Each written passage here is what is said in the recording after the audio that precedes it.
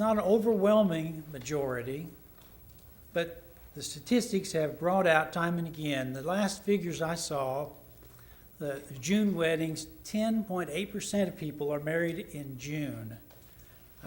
That's followed by August with 10.2.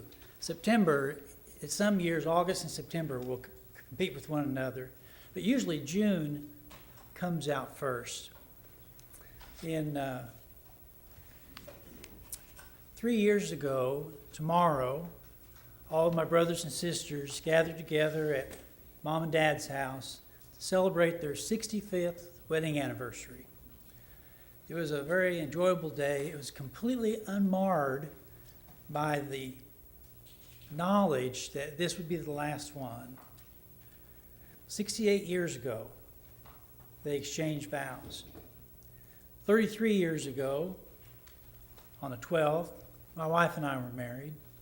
On the 21st, 7 years ago, Nathan and Carissa. So statistically in our family, it works out pretty well. Dr. Daniela Roher, a psychologist, has done some study on June weddings. And she says from her study that June weddings reach back all the way into Roman times, where they celebrated the festival in honor of the deity Juno, who was the wife of Jupiter, the goddess of marriage and childbirth, on June 1st. So June was a natural time to get married. I like her study as she continues on down through history to the 14 and 1500s. She said June was the time of year when the people emerged from their winter hibernation and they had their yearly bath. What better time to get married than after your yearly bath? She goes on down through history and says that June weddings actually became much more popular due to the 1948 movie June Bride, starring Bette Davis and Montgomery Clift. And then a few years after that, 1954, there was a musical, Seven Brides for Seven Brothers, that continued with a song, June Bride. And so throughout history, where she's able to trace the progression and the popularity of June weddings. Something else that's very popular with weddings is Ruth. Ruth chapter 1, the verses that Tom read, verses 16 and 17. And I appreciate Tom's explanation of this passage because a lot of people associate these words with husband and wife. But this was an exchange, a commitment of love, if you will, unconditional love, unbreakable love between a mother and a mother-in-law, between a daughter-in-law and a mother-in-law, between a daughter-in-law and a mother-in-law, between a Jew and a Moabite. When you cross over the border from Moab to Israel, the name's forgotten. People don't know Ruth. That's the Moabite. And so this commitment of love is truly exceptional. In February of this year, I was in a Bible class in Henderson, Tennessee, and the teacher read these verses, and then he made this statement. This is the greatest love story ever told. Every time that I hear someone say this is the greatest, what I want to do is let's test that proposition. Is that really an accurate description of the book of Ruth? Is this 4 chapters in our Old Testament really the greatest love story ever told? Hollywood is brimming with love stories. And the bookstores are filled with novels of love. And you turn on the radio, at least in the 1970s, and you heard songs of great love. And you read through the Bible, and you find other examples of husbands and wives and the commitment that they have. And so I want to ask myself, is this really, truly the greatest love story ever told? The book of Ruth is a book of redemption.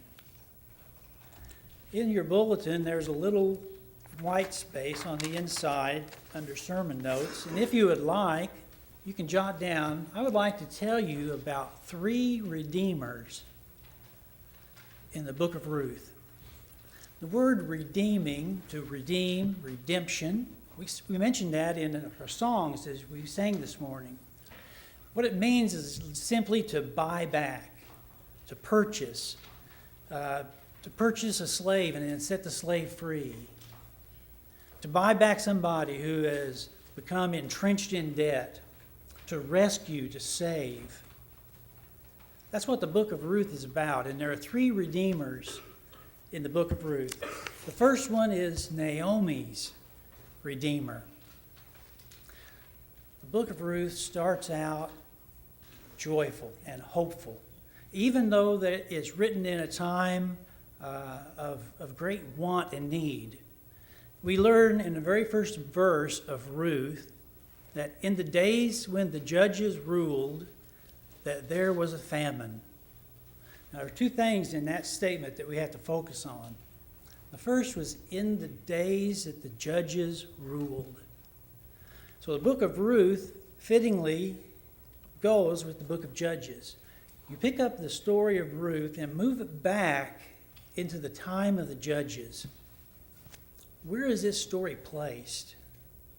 Well, if you look at the very last verse of the book of Judges, chapter 21, verse 25, it says, "In those days there was no king in Israel. Everyone did what was right in his own eyes." No rules, no values, no moral judgments, no right and wrong. Everyone did what was right in their own eyes. Look around you this week at the world in which we live in. We live in a world in which we say everything is okay. There are no set rules to life. There's no such thing as right and wrong, because what's right for you may not be right for me, and what's wrong for you may not be wrong for me. And so when you're looking at the book of Judges, we're not only looking at the time of the judges, but we're looking at our time. This is the world in which we're living. We live in a world where morals are questioned, where values are misplaced, where the sense of right and wrong are confused and juggled in our minds. And then we see Ruth. In verse 1 of Ruth, it says there was a famine. Not only was it a dark day morally, but it was a dark day physically as they struggled to survive. And so Elimelech decides to relocate his family from Bethlehem to Moab. And so he takes along his wife Naomi, and he takes along his 2 sons, Kilian and Mahlon, and they relocate to Moab. And there they find sustenance. And there they're greeted with death. First, Elimelech dies. And then after Elimelech's death, the sons decided that they needed to marry, and so they each took a wife. Kilian married a woman named Orpah, and Mahlon married a woman named Ruth. And then Kilian died, and Mahlon died, and Naomi was left with 2 daughter-in-laws, 2 non-Israelite daughter-in-laws, 2 Moabite daughter-in-laws. It was a dark day for Naomi. But Ruth was impressed with Naomi. Ruth was impressed with Naomi's God. When Ruth looked at Naomi, She saw a woman of faith. She saw a woman of strength. She saw a great woman.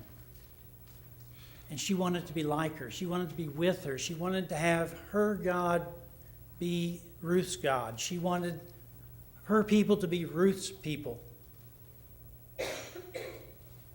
When they finally decided to go back to Bethlehem, and Ruth accompanied because Orpah went back, and the ladies in the town came out, and they said, "This is Naomi." They were ready to welcome her back. In chapter 1, beginning in verse 19, it says, "Now the two of them went until they came to Bethlehem, and it happened when they had come to Bethlehem that all the city was excited because of them, and the women said, 'Is this Naomi?' So she said to them, 'Do not call me Naomi, call me Mara, for the Almighty has dealt very bitterly with me.'" While Ruth was impressed with Naomi and Naomi's God, Naomi was depressed with Naomi and Naomi's God. Naomi was ready to give up on Naomi and Naomi's God. She said, "Do not call me Naomi." You know what Naomi means? Naomi means pleasant. Do you know what Mara means? Bitterness. Naomi, the pleasant, became Naomi, the bitter.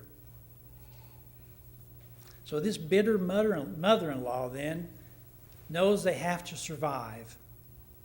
And so who's going to help her? And here comes Ruth. She's really ready to work day and night to support Naomi.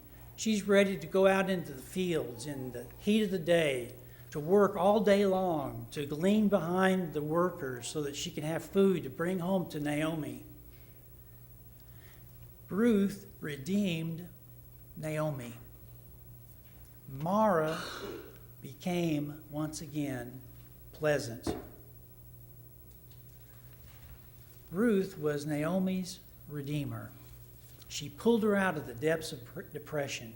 She pulled her out of the depths of hopelessness. She gave her a life again. She gave her honor again. Ruth was Naomi's redeemer.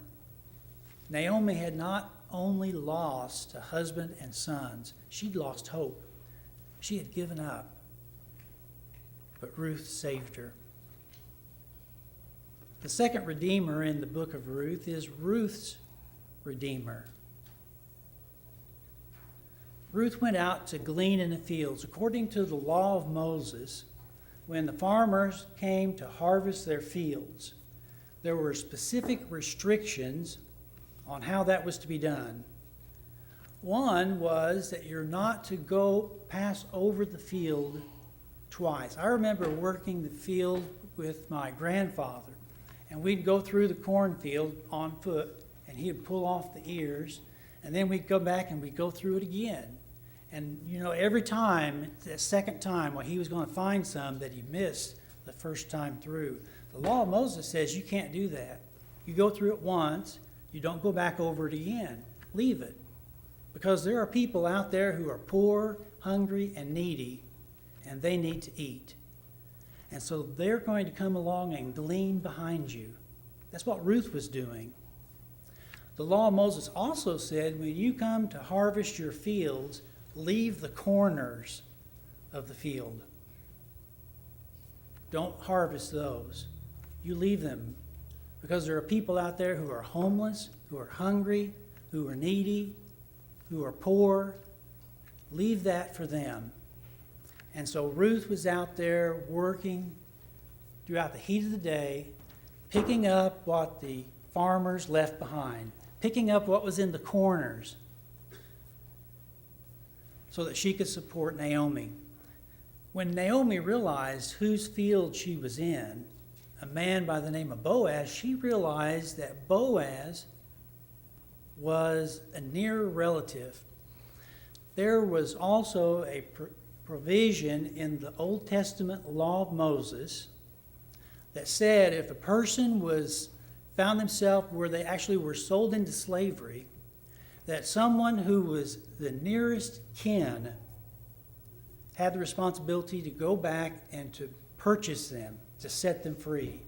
It was called the kinsman redeemer. When Naomi discovered at the end of chapter 2 that Ruth was gleaning in the fields of Boaz, in verse 23, Naomi's life lit up because she realized that now there was hope for Ruth. There was a kinsman who could marry her, who could give her a name, could give her respectability, so that she would no longer be that Moabite. She could be Ruth, a part of the people of God. Ruth had a great reputation. When Boaz came to his field, he said, "Who is that woman who is gleaning in the field?" And they said, "That's that Moabite that came back with Naomi." And Boaz knew that she had a great reputation, and he was interested in her, so much so that he said, "You can not only can you glean about what's left, you can even join the people who are doing the first harvest and take what you want." He gave her all kinds of special favors to prepare for her. And a plan was hatched. In chapter 3 of the book of Ruth, Naomi instructs Ruth that you can go tonight into the silo where Boaz and his men are sleeping, and you can let Boaz know that you are available. And so she does that, and Boaz is asleep, and he wakes up at midnight, and there's something at his feet, and it's a woman. She says, "Put your cover over me." Or in other words, there's no immoral things taking place. She's just saying, "Protect me. Save me." And Boaz realizes what's going on, and Boaz has come to love Ruth deeply. He says, "Yes, I am a near kinsman, but there is someone who is nearer than me." So Boaz was only second in line. So the plan then plays out in chapter 4 of the book of Ruth. Boaz goes early in the morning, has 10 elders with him at the gate, and they're just waiting for this lucky fellow to come along. And when he does, Boaz catches him, brings him over. He says, "There's Naomi who her husband went to Moab. He lost everything. She needs someone to redeem her. Can you do that?" And this man says, "Yes, I can do that." Boaz says, "When you redeem Naomi, you have to also redeem Ruth the Moabite."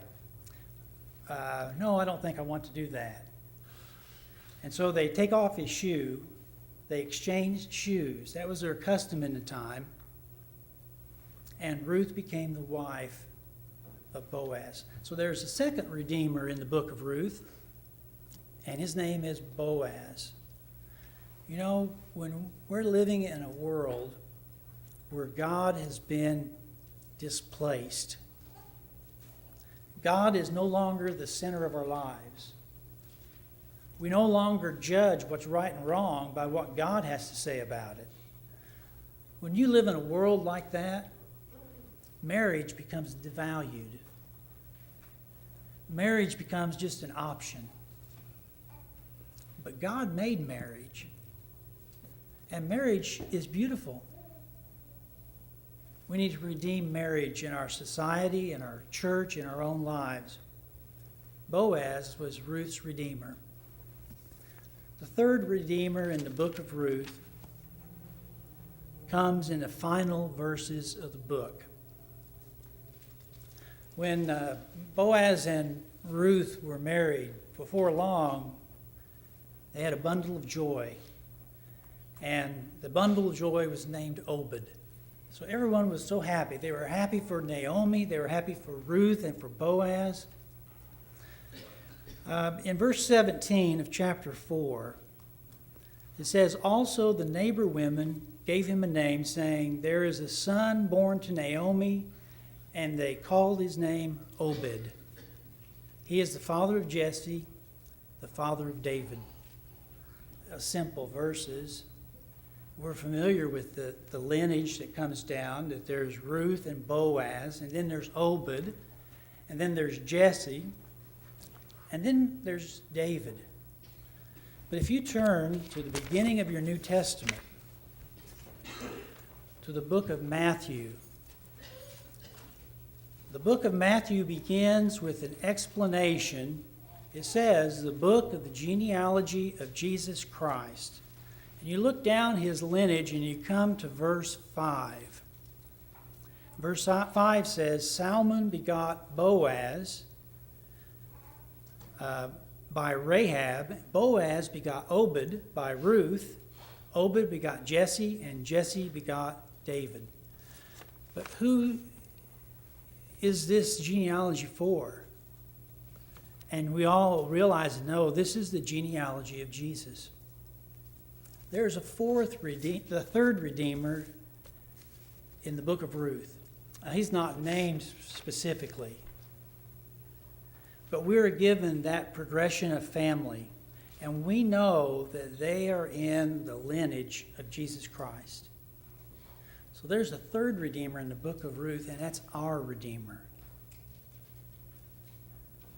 And as Nathan spoke about as we surrounded the table, God willingly allowed his Son to die for us. And Jesus Christ willingly accepted the task. We need to be in the lineage of Jesus Christ. Just as Ruth rescued Naomi and Boaz rescued Ruth, Jesus can rescue you. He can pull you out of the depths of sin. He can give you a life. He can give you hope. And so I think about all the films that come out of Hollywood and all the novels that come off the bookshelf, all the songs that we can hear that profess how great love is. But when you imagine the scope of the book of Ruth, when you imagine the redemption that permeates this story and the individuals of it, I think I have to conclude that that teacher was right. This is the greatest love story ever told. Are you familiar with a man by the name of Paul Philip Bliss? We sang one of his songs this morning before as we were preparing for the Lord's Supper. P.P. Bliss. You can see him in the back of our song books. 13 of his hymns came from his hand into our songbook. And you think about some of the songs that he wrote. Oh, here it is. Hallelujah, what a Savior. The song we sang, I gave my life for thee. It is well with my soul. Wonderful words of life. Let the lower lights be burning. P.P. Bliss did the words or the musical notation or both for all these songs and many, many, many more. But let me tell you about how his life ended. It was December 1876. He was on a train heading home after a visit with his family in Pennsylvania, Ashtabula, Ohio. Railroad bridge. The bridge covers a chasm that's 60 feet deep. It was a blizzard that night. And that train came to that bridge, and the bridge gave way. And it crashed down into the water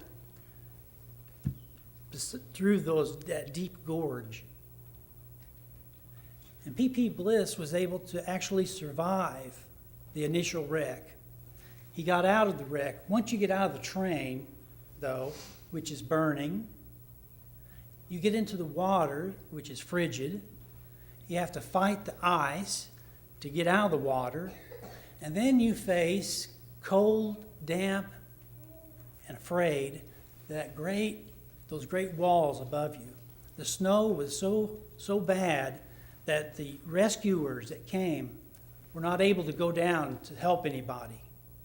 The people that were trapped below were trapped in the flames. If they got out, they were in the ice and the wind. P.P. Bliss made it out, one of the few. But when he turned around, his wife wasn't behind him, so he went back in to get her. And the crowds grew up on the top of that gorge. All they could do was listen to the screams of the people that were dying. And then, out of the midst of that scene, they heard the voice of P.P. Bliss, a deep bass voice, as he was singing Charles Wesley's song, Jesus, Lover of My Soul. After the third verse, the voice faded away. When they finally got down to get the things off of the train out of the wreckage, they found his chest. And in the chest was a song that he had just written. It was just the words, the lyrics, but the title of it was, I Will Sing of My Redeemer. A friend took those words and put them to music, and they're in our songbook this morning.